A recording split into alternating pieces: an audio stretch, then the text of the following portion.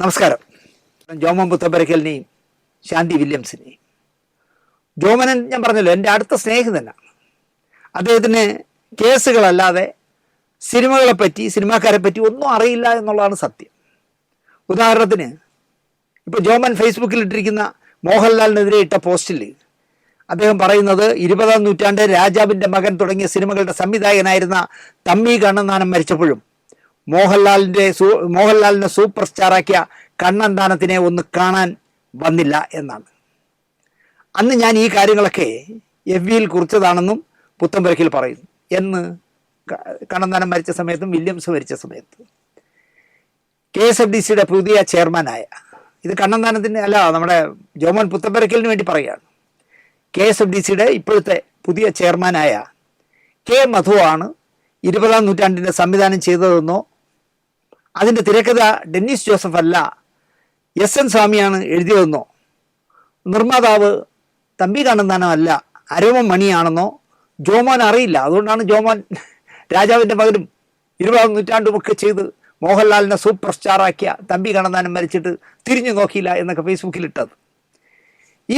ഈ വിഷയം തന്നെ എനിക്ക് വാട്സാപ്പിൽ ഇട്ടപ്പോൾ ഞാൻ മറുപടി ഇട്ടതാണ്. ജോമോന് മറുപടി ഇട്ടു. ഞാൻ അവിടെ തന്നെ കൂപ്പ് കയ്യേറെ ഒരു പടമൊക്കെ എനിക്ക് തിരിച്ചിട്ടു. മോഹൻലാലിനെ തമ്പിച്ചേട്ടൻ സൂപ്പർ സ്റ്റാർ ആക്കിയതല്ല രാജാവിൻ്റെ മകൻ്റെ പ്രസക്തി എന്ന് ഞാൻ പറയും. തനിക്ക് പ്രിയപ്പെട്ട മമ്മൂട്ടിയെ കണ്ട് അതിൻ്റെ തൊട്ട് മുമ്പെടുത്ത ആ നേരം അല്പദൂരം എന്ന് പറഞ്ഞ സിനിമയിൽ മമ്മൂട്ടിയായിരുന്നു നായകൻ. പടം ഓടിയില്ല. അടുത്തെടുക്കാൻ പോകുന്ന സിനിമയുടെ കഥ പറയാനായിട്ട് മമ്മൂട്ടിയെ കണ്ടു, കഥ പറഞ്ഞു. നീ ഇനി സംവിധാനം ഒന്നും ചെയ്യേണ്ട, നല്ലൊരു ഡ്രൈവറാണ് നീ, എന്നോടൊപ്പം കൂടിക്കോ എന്ന് പകുതി കാര്യമായിട്ടും പകുതി കളിയായിട്ടും അല്ലെങ്കിൽ തമാശയായിട്ടും പറഞ്ഞപ്പോൾ മനം നൊന്ത് തമ്പി കണ്ണന്താനം മടങ്ങുകയും ഡെന്നിസ് ജോസഫുമായി മോഹൻലാലിനെ പോയി കണ്ട് നടന്ന കാര്യങ്ങളൊക്കെ മറച്ചു വയ്ക്കാതെ പറയുകയും കഥ പോലും കേൾക്കണ്ട ഞാൻ ചെയ്യാമെന്ന് ലാൽ സമ്മതിക്കുകയും ചെയ്ത പടമാണ് രാജാവിൻ്റെ മകൻ. അതെന്താ കഥ കേൾക്കണ്ട എന്ന് ചോദിച്ചപ്പം എഴുതാൻ അറിയാവുന്ന ഒരാളാണ് ഇത് എഴുതുന്നത്. ആര്? ഡെന്നിസ് ജോസഫ്. എടുക്കാൻ അറിയാവുന്ന, ചെയ്യാൻ അറിയാവുന്ന ഒരാളാണ് സംവിധാനം ചെയ്യുന്നത്, തമ്പി കണ്ണന്താനം. അങ്ങനെ നിങ്ങൾ രണ്ടുപേരോട് ചെയ്യുമ്പോൾ ഞാൻ എന്തിന് കഥ കേൾക്കണേ എന്നാണ് മോഹൻലാൽ ചോദിച്ചത്. അങ്ങനെയാണ് രാജാവിൻ്റെ മകൻ ഉണ്ടായത്. ശരിക്കും തമ്പി കണ്ണന്താനത്തിൻ്റെ ആത്മാഭിമാനത്തെ മോഹൻലാൽ രക്ഷിക്കുകയായിരുന്നു അന്ന് ചെയ്തത്. അല്ല മോഹൻലാലിനെ സൂപ്പർ സ്റ്റാർ ആക്കിയത് തമ്പി കണ്ണന്താനമാണെന്ന് ചിലരൊക്കെ പറയുന്നുണ്ട്. ജോമൻ പുത്തമ്പരക്കിലെങ്കിലും ഇനി അത് പറയരുത്. കാരണം മോഹൻലാലിൻ്റെ 129-ാമത്തെ സിനിമയാണ് രാജാവിൻ്റെ മകൻ എന്നെങ്കിലും ജോമൻ പുത്തമ്പരക്കൽ മനസ്സിലാക്കണം. 129-ാമത്തെ പടമാണ് തിയേറ്ററിലെത്തിയത്. അതിനു മുൻപേ TP ബാലഗോപാൽ MA എന്ന് പറഞ്ഞ സിനിമയ്ക്ക് മികച്ച നടൻ്റെ സംസ്ഥാന അവാർഡും അദ്ദേഹം രാജാവിൻ്റെ മകന് മുമ്പ് തന്നെ നേടിയിരുന്നു. ആദ്യമായിട്ട് മോഹൻലാലിന് സംസ്ഥാന അവാർഡ് കിട്ടിയ പടമാണല്ലോ TP ബാലഗോപാലൻ MA. കുയിലിനെ തേടി, എങ്ങനെ നീ മറക്കും, കാറ്റത്ത് കിളിക്കൂട്, നാണയം, എൻ്റെ മാമാട്ടുകുട്ടി അമ്മയ്ക്ക്, പിന്നിലാവ്, അതിരാത്രം, കളിയിൽ അല്പക്കാരെയും, ഇവിടെ തുടങ്ങുന്നു, ഉയരങ്ങളിൽ, നോക്കത്താ ദൂരത്ത്, കണ്ണും നട്ട്, അരമരം, കിന്നരം, ബോയിങ് ബോയിങ്, നിന്നിഷ്ടം എന്നിഷ്ടം, മഴ പെയ്യുന്നു, മദ്ദളം കൊട്ടുന്നു, പഞ്ചാഗ്നി, മിഴുനീർ പൂക്കൾ, യുവജനോത്സവം, സന്മനസ്സുള്ളവർക്ക് സമാധാനം, TP Balagopal MA, Gandhinagar second street മുതലായ നല്ല സിനിമകളിലും സൂപ്പർ ഹിറ്റ് സിനിമകളിലും മമ്മൂട്ടിയോടൊപ്പവും ഒറ്റയ്ക്കും ചെയ്ത് വിജയിപ്പിച്ച 10-30 സിനിമകൾ കഴിഞ്ഞാണ് ഈ 129-ാമത്തെ സിനിമ രാജാവിൻ്റെ മകൻ ഉണ്ടാകുന്നത്. രാജാവിൻ്റെ മകൻ സൂപ്പർ ഹിറ്റായിരുന്നു. അതിൻ്റെ പിന്നാലെ വന്ന സുഗമോദേവി, താളവട്ടം, ജനുവരി ഒരു ഓർമ്മ, 20-ാം നൂറ്റാണ്ട്, തൂവാനത്തുമ്പികൾ, നാടോടിക്കാറ്റ്, ചിത്രം തുടങ്ങി പണം വാരി പടങ്ങൾ ഉണ്ടായിരുന്നു മോഹൻലാലിൻ്റെ ലിസ്റ്റിൽ പറയാൻ. ഇതൊന്നും അറിയില്ലേൽ മോശമല്ലാത്ത പേരുള്ള ജോമൻ പുത്തമ്പരക്കൽ സ്വയം അപഹാസ്യനാകാൻ പോകരുതായിരുന്നു, ഇനിയെങ്കിലും പോകരുത് എന്നാണ് എനിക്ക് ജോമോനോട് പറയാനുള്ളത്. ഭൂമിയിലെ രാജാക്കന്മാരെ, വഴിയോര കാഴ്ചകൾ തുടങ്ങി പിന്നെയും മോഹൻലാൽ തന്നെയായിരുന്നു തമ്പി കണ്ണന്താനത്തിൻ്റെ നായകൻ. ഒരൊറ്റ സിനിമയിലും മമ്മൂട്ടി വെച്ച് പിന്നെ ചെയ്തിട്ടില്ലല്ലോ. മമ്മൂട്ടിയോട് കഥ പറയാനും പോയിട്ടില്ല. എന്താ സംഭവിച്ചതെന്ന് ചോദിച്ചാൽ, സംവിധാനത്തിനൊപ്പം നിർമ്മാണവും വിതരണവും സ്വന്തമായി നടത്തിയ തമ്പിച്ചേട്ടൻ പല സിനിമകളും തട്ടിക്കൂട്ടി ചെയ്ത് പരാജയപ്പെട്ടു. മറ്റൊരു നിർമ്മാതാവിനായി ചെയ്യാതെ മോഹൻലാലിൻ്റെ വിപണന മൂല്യം സ്വന്തം കയ്യിലിരിക്കട്ടെ എന്ന് ചിന്തിച്ചിടത്താണ് തമ്പി കണ്ണന്താനം എന്ന ജോലി അറിയാവുന്ന സംവിധായകൻ്റെ പതനമുണ്ടായത്. രാജാവിൻ്റെ മകൻ്റെ 2ാം ഭാഗം എടുക്കണം എന്ന് ആഗ്രഹിച്ചപ്പോഴും മോഹൻലാലും ഡെന്നിസ് ജോസഫും ആകുന്നത്ര നിരുത്സാഹപ്പെടുത്തിയതാണ്. അത് വേണ്ട, നമുക്ക് വേറൊരു കഥ ചെയ്യാൻ ഞാൻ ഡേറ്റ് തരാമെന്നാണ് മോഹൻലാൽ പറഞ്ഞത്. പക്ഷേ രാജാവിൻ്റെ മകൻ്റെ രണ്ടാം ഭാഗം എടുക്കണം. നായകൻ വിൻസെൻ്റ് തോമസ് മരിച്ചുപോയ സിനിമ അവസാനിക്കുന്നിടത്തുനിന്ന് അയാൾ ജീവിച്ചിരിക്കുന്ന പോലെ ഇനി എങ്ങനെ സിനിമ എടുക്കുമെന്ന് അവർക്ക് സംശയം തോന്നി. അതുകൊണ്ടായിരിക്കണം അവർ ഡെന്നീസ് ജോസഫും പറഞ്ഞു. ഒന്നാമത് ഡെന്നീസ് ജോസഫിന് ഈ രണ്ടാം ഭാഗം എടുക്കുന്ന ഇഷ്ടമല്ല. കോട്ടയം കുഞ്ഞച്ചൻ്റെ രണ്ടാം ഭാഗം എടുക്കാൻ പഠിച്ച പണി 18 ഡെന്നീസ് ജോസഫിൻ്റെ പറഞ്ഞിട്ട് അദ്ദേഹം തയ്യാറാവാത്ത ആളാണ്. അതുപോലെ തന്നെ രാജാവിൻ്റെ മകൻ്റെ രണ്ടാം ഭാഗം അവസാനം നിവൃത്തിയില്ലാതെ സമ്മതിച്ചപ്പോഴും മോഹൻലാൽ പറഞ്ഞു നിർമ്മാണം മറ്റൊരാൾക്ക് കൊടുക്കണം. അതും തമ്പി കണ്ണന്താനത്തിന് സമ്മതമായിരുന്നില്ല. പൊളിഞ്ഞുപോയ ഒരു സംവിധായകനെ ആരും കൂടെ കൂട്ടില്ല എൻ്റെ പൊന്ന് ജോമോൻ പുത്തമ്പരക്കിലെ. പല പല കാരണങ്ങളാൽ നിങ്ങൾ കൊടുക്കുന്ന കേസുകളെല്ലാം തോറ്റാൽ നിങ്ങൾ വേറെ വക്കീലിനെ തേടി പോവില്ലേ ജോമോനെ എന്നാണ് എനിക്ക് ചോദിക്കാനുള്ളത്. അത്രയും മാത്രം ചിന്തിച്ചാൽ മതി. ഇപ്പോൾ ജോമോൻ ശരിക്കും ഒരുപാട് കേസ് കൊടുക്കുന്ന ആളാണല്ലോ. അപ്പോൾ കേസ് കൊടുക്കുമ്പോൾ തുടരെ ജോമോൻ തോറ്റു പോവുകയാണ്. അപ്പോൾ ആ വക്കീലിനെ പിന്നെ കൊണ്ടു കിടക്കുമോ? ജോമോൻ അപ്പം മാറ്റും. അതുപോലെ തന്നെയാണ് സിനിമയിലും വിജയങ്ങളില്ലാതെ തുടരെ പരാജയങ്ങൾ വന്നാൽ ആ ആളിന് ഒരു മാർക്കറ്റ് വാല്യൂ ഇല്ലാതെ പോകും. പിന്നെ ക്യാമറമാൻ വില്യംസിൻ്റെ കാര്യമാണ്. ജോമോൻ പറയുന്നു എനിക്ക് നേരിട്ട് പരിചയമുണ്ടെന്ന്. നേരിട്ട് പരിചയമുണ്ടെങ്കിൽ വില്യംസിൻ്റെ തെറിവിളി കേട്ടിരിക്കും എന്നുള്ള കാര്യം ഉറപ്പാണ്.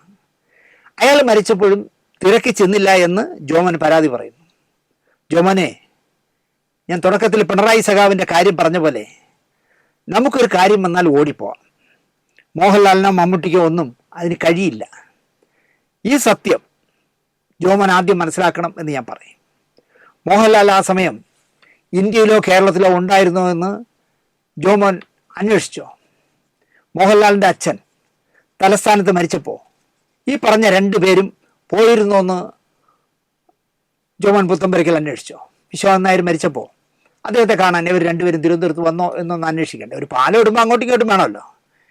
മദ്രാസിലാണല്ലോ വില്യംസിൻ്റെ താമസം.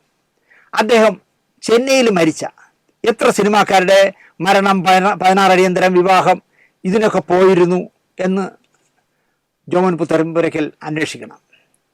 ഒരു പാലം വിട്ടാൽ ഞാൻ നേരത്തെ പറഞ്ഞല്ലോ അങ്ങോട്ടും ഇങ്ങോട്ടും വേണ്ടേ ജോമോനെ? അതല്ലേ അതിൻ്റെ ഒരു ന്യായം. അല്ലാതെ വൺ വേ ആവാൻ പാടില്ലല്ലോ. ഇപ്പോൾ എൻ്റെ അമ്മയും അനുജനും മരിക്കുമ്പോൾ കല്ലിയൂർ ശ്രീധര സഖാവ് സ്വാഭാവികമായും അറിഞ്ഞിരിക്കും. ഇതിന് ശാന്തിപിള്ളയുടെ അച്ഛന് ശാന്തിപിള്ളയുടെ അമ്മ മരിച്ചു, ശാന്തിപിള്ളയുടെ അനുജൻ ആത്മഹത്യ ചെയ്തു എന്നുള്ളത് തീർച്ചയായിട്ടും ശ്രീധര സഖാവ് അറിഞ്ഞിരിക്കും. വന്നോ? ശ്രീധര സഖാവ് വന്നില്ല. ഫോണിൽ വിളിച്ചോ? ശ്രീധര സഖാവ് വിളിച്ചില്ല. എന്നിട്ടും ഞാൻ ശ്രീധര സഖാവിനെ അവസാനമായി കാണാൻ പോയി. അതുപോലെ താരങ്ങൾക്ക് പോകാനാകില്ല ജോമോനെ. മാമുക്കോയും ഇന്നസെൻറ്റും മരിച്ചിടത്ത് ഇവിടുത്തെ വൃത്തികെട്ട യൂട്യൂബർമാരും താരങ്ങളെ കാണാൻ കടിപിടി കൂടുന്നവന്മാരും എന്തൊക്കെയാണ് കാണിച്ചു കൂട്ടിയത് ജോമോൻ അറിയാമോ?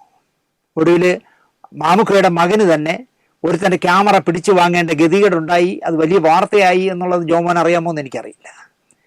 പിന്നെ ഒന്നുകൂടിയുണ്ട്. ഈ സഹപ്രവർത്തകർ മരിക്കുന്നിടത്ത് മമ്മൂട്ടിയും മോഹൻലാലും വരാത്തതിൽ മാത്രമാണ് നാട്ടുകാർക്ക് മുഴുവൻ ദുഃഖവും സങ്കടവും ദേഷ്യവും ഉള്ളത്. അവർക്കെന്താ കൊമ്പുണ്ടോ എന്ന് ഞാൻ ചോദിക്കും.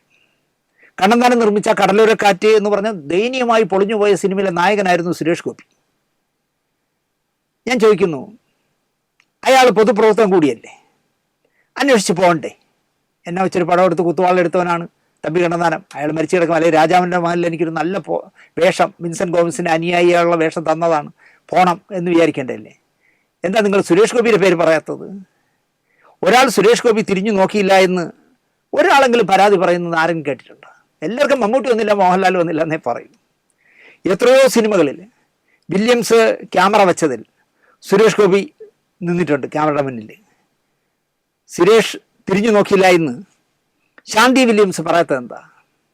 എത്രയോ ദിവസം മോഹൻലാൽ വീട്ടിൽ വന്ന് ചാളയും ചോറും കയറ്റിയിട്ട് പോയെന്ന് ശാന്തി വില്യംസ് കാണുന്ന ചാനലുകളിലെല്ലാം പരിഭവം പറയുന്നു. വില്യംസ് നിർമ്മിച്ച് സംവിധാനം ചെയ്ത സിനിമയ്ക്ക് സാമ്പത്തിക ഞെരുക്കം വന്നു. അപ്പോൾ വില്യംസ് വിളിച്ച് പറഞ്ഞിട്ടായിരിക്കാം ശാന്തി വില്യംസ് സ്വന്തം സ്വർണ്ണമെല്ലാം കൊണ്ടൊന്ന് പണയം വെച്ച് സെറ്റിൽ ചെന്നിട്ട് മോഹൻലാലിന് കൊടുക്കാനുള്ള കാശ് കൊടുത്തു. എന്തിനാ ചേച്ചി സ്വർണം പണയം വെച്ച് കാശുമായി വന്നത്? ഞാനിപ്പോൾ കാശ് ചോദിച്ചോ എന്നാണ് മോഹൻലാൽ ചോദിച്ചത് എന്ന് പറയുന്നതും ഈ ശാന്തി വില്യംസ് തന്നെ. അപ്പം മോഹൻലാൽ വില്യംസ് ജീവിച്ചിരുന്നവൻ മാന്യമായിട്ട് പെരുമാറിയിട്ടുണ്ട്. എനിക്ക് വേണ്ടി എന്തിനാണ് ചേച്ചി ഇപ്പം സ്വർണം പണയം വെച്ചത്? ഞാൻ നിങ്ങളുടെ പൈസ ചോദിച്ചോ? അത് വിതരണമൊക്കെ ആയിട്ട് എനിക്ക് തന്നാൽ പോരെ എന്നാണല്ലോ എൻ്റെ അർത്ഥം. അല്ല അത് ലാലിന് പൈസ സെറ്റിൽ ചെയ്യണമെന്ന് വില്യംസ് പറഞ്ഞു. വില്യംസിനെ ഒന്നാമത് ഭാര്യയായ ശാന്തി വിളിക്കുന്ന കുരങ്ങനെന്നാണ്. കാരണം അയാൾക്ക് സൗന്ദര്യമില്ല, ഇവരാണ് ഈ സൗന്ദര്യ റാണിയുമാണ്. അപ്പോൾ ആ കുരങ്ങൻ കിടന്ന് വിളിക്കുന്ന ലാലിന് പൈസ തരണമെന്ന്. അതുകൊണ്ടാണ് ഞാൻ പണയം വെച്ചുകൊണ്ട് വന്നതെന്നായിരിക്കും ചിലപ്പോൾ മോഹൻലാലിനോട് പറഞ്ഞത്. ജോമന് നല്ല പരിചയമുണ്ടെന്നല്ലേ പറഞ്ഞത്. ഇനി ശാന്തിയെ കാണുമ്പോൾ ഒരു കാര്യം പറയണം. വീട്ടിൽ കയറി വന്നപ്പോൾ വേവിച്ച കപ്പയും ചോറും മീൻകറിയും മോഹൻലാൽ വാങ്ങി കഴിച്ചത് പട്ടിണി ആയതുകൊണ്ടല്ല. വീട്ടിലെ ഭക്ഷണം കഴിക്കാം, ശാന്തി ചേച്ചി വയ്ക്കുന്ന ഭക്ഷണം കഴിക്കാം എന്നൊക്കെ കൊതിച്ചിട്ടാവും. ഇനി അക്കാര്യം വിളിച്ചു പറഞ്ഞ് സ്വയം ചെറുതാകണ്ട എന്ന് ജോമനൊന്ന് പറയണം, ഒന്ന് ഉപദേശിക്കണം. ഇങ്ങനെ പറയുകയാണെങ്കിൽ നടക്കുമോ ഇല്ലയോ എന്ന് ഉറപ്പിക്കാത്ത, ഒരു ഉറപ്പുമില്ലാത്ത തിരനോട്ടം എന്ന ആദ്യ സിനിമയുടെ മാസങ്ങൾ നീണ്ട ചർച്ചക്കാലവും പിന്നെ അതിൻ്റെ ഷൂട്ടിങ്ങും ഒക്കെ നടക്കുന്ന സമയത്ത് മാസങ്ങളോളം ഈ പറയുന്ന മോഹൻലാൽ അടക്കമുള്ള ടീമിന് വച്ച് വിളമ്പിയ നമ്മുടെ നിർമ്മാതാവ് സുരേഷ് കുമാറിൻ്റെ അമ്മ എന്തൊക്കെ പരാതി പറയണം. സുരേഷിൻ്റെ അച്ഛൻ മരിച്ചപ്പോൾ ലാലോ മമ്മൂട്ടിയോ വന്നോ എന്ന് തന്നെ എനിക്ക് സംശയമുണ്ട്. എനിക്കറിയില്ല. ആരെങ്കിലും ഈ നേരം വരെ അതിൻ്റെ പേര് പരാതി പറഞ്ഞതും ഞാൻ കേട്ടിട്ടില്ല. ഓർക്കുന്നവർ, സമയമുള്ളവർ, മറ്റുള്ളവർ വരട്ടെ, അങ്ങനെ നല്ല മനസ്സുള്ളവർ വരട്ടെ. വന്നില്ല എന്ന് പറഞ്ഞ് പരാതി പറഞ്ഞ് പരിഹാസ്യരാകണ്ട ജോമോനെ എന്നാണ് എനിക്ക് പറയാനുള്ളത്. ഇപ്പോൾ ഒരു കാര്യം പറയാം, എൻ്റെ കാര്യം. കൊച്ചിയിൽ താമസിക്കുന്ന, ദുബായിൽ ഇവിടുന്ന് ഒരുപാട് സാധനങ്ങളുടെ കയറ്റുമതി നടത്തുന്ന റഫീഖ്, നല്ല സുഹൃത്താണ്, ഞങ്ങൾ നേരി കണ്ടിട്ടില്ല. സദാസമയവും നമ്മുടെ പ്രോഗ്രാം കാണുന്ന വീക്ക്നെസ് ഉള്ള ആളാണ് റഫീഖ്. ഭാര്യ ചോദിക്കും, നിങ്ങൾക്ക് ഇത് കണ്ടിട്ട് മടുക്കുന്നില്ലേ എന്ന് ചോദിക്കുന്നു റഫീഖിനോട്. റഫീഖിന് ഒരൊറ്റ ആഗ്രഹമേ ഉള്ളൂ. ഞാൻ മുമ്പ് ഒരു എപ്പിസോഡിൽ പറഞ്ഞു തോന്നുന്നു, ഒരൊറ്റ ദിവസം ഒരു നേരം ഉച്ചയൂണ് റഫീഖിൻ്റെ വക. ഞാൻ സമ്മതിച്ചു. ചേട്ടൻ വെജിറ്റേറിയൻ നമുക്ക് BTH ഞാൻ അത് ഓക്കെ, അത് മതി എന്ന് പറഞ്ഞു. എന്ന് വരും. അപ്പോൾ എനിക്ക് ഈ കഴിഞ്ഞ ബുധനാഴ്ച കൊച്ചിയിൽ പോകേണ്ട ഒരു ആവശ്യമുണ്ടായിരുന്നു. നാദിർ ഷയെ ഒന്ന് കാണണം, ഒരു കാര്യം സംസാരിക്കാൻ. അന്നുണ്ണാം എന്ന് ഞാൻ ഏറ്റു. സമ്മതം എന്ന് റഫീഖും പറഞ്ഞു. ഞാനിവിടുന്ന് രാവിലത്തെ 9 മണിക്ക് പോകുന്ന നേത്രാവതിയിലാണ് എനിക്ക് ടിക്കറ്റ് കിട്ടിയത്. ഞാൻ വന്ദേ ഭാരതിൽ കിട്ടുമെന്നാണ് വിചാരിച്ചത്, കിട്ടിയില്ല. അപ്പം ഞാൻ നേത്രാവതി കയറിപ്പോയി.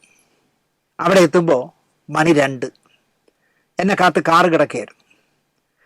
ഞാനത് കയറിങ്ങ് പോയി. അങ്ങ് തമ്മനം ഭാഗത്തോടെയാണ്. എനിക്ക് സ്ഥലം പറഞ്ഞു തരാൻ അറിയില്ല. കലൂരൊക്കെ കഴിഞ്ഞ് ഇടറോഡിൽ കൂടെയൊക്കെ പോകണം കേട്ടോ.